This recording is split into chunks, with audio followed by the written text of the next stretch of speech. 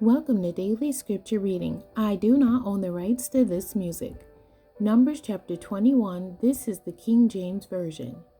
And when King Arad, the Canaanite, which dwelt in the south, heard tell that Israel came by the way of the spies, then he fought against Israel, and took some of them prisoners.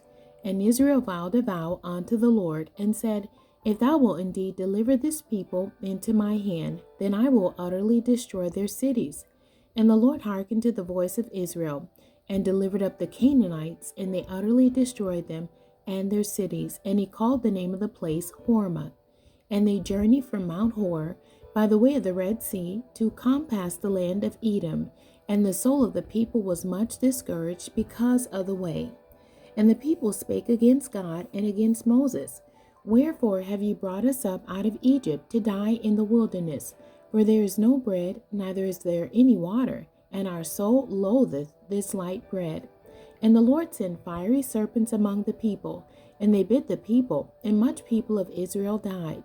Therefore the people came to Moses and said, We have sinned, for we have spoken against the Lord and against thee. Pray unto the Lord that he take away the serpents from us. And Moses prayed for the people. And the Lord said unto Moses, Make thee a fiery serpent, and set it upon a pole. And it shall come to pass that every one that is bitten, when he looketh upon it, shall live. And Moses made a serpent of brass, and put it upon a pole. And it came to pass that if a serpent had bitten any man, when he beheld the serpent of brass, he lived.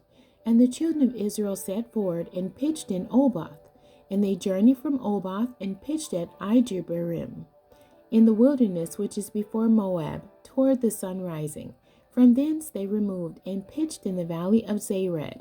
From thence they removed, and pitched on the other side of Arnon, which is in the wilderness that cometh out of the coasts of the Amorites. For Arnon is the border of Moab, between Moab and the Amorites. Wherefore it is said in the book of the wars of the Lord, what he did in the Red Sea and in the brooks of Arnon, and at the stream of the brooks that goeth down to the dwelling of Ar, and lieth upon the border of Moab.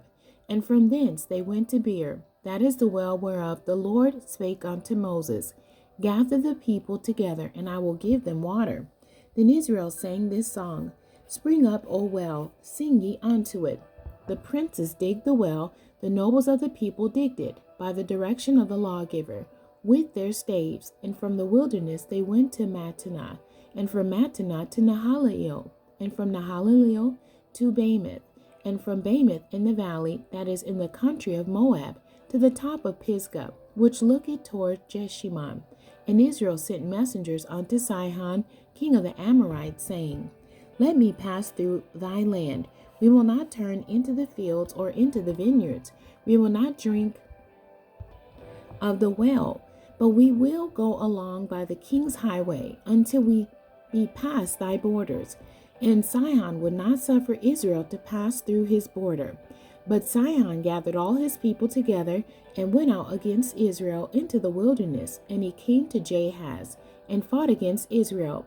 And Israel smote him with the edge of the sword, and possessed his land from Arnon unto Jabbok, even unto the children of Ammon, for the border of the children of Ammon was strong.